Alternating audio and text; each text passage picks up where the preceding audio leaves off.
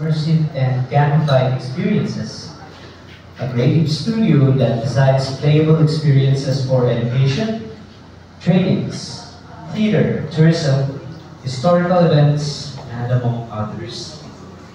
He previously served as an assistant professor in the Department of Agribusiness, Management and Entrepreneurship of the College of Economics and Management in the University of the Philippines, Los Baños. He is a recipient of the Dr. Perry O. Conservation Arts Fellowship from the Forest Foundation Philippines.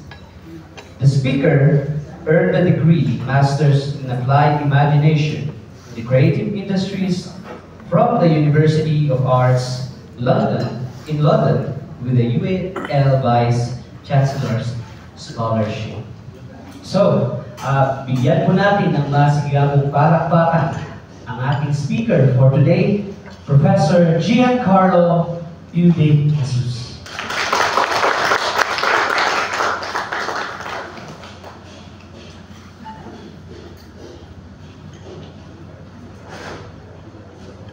Good morning, everyone.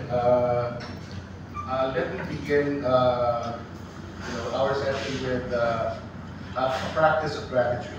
Okay? First of all,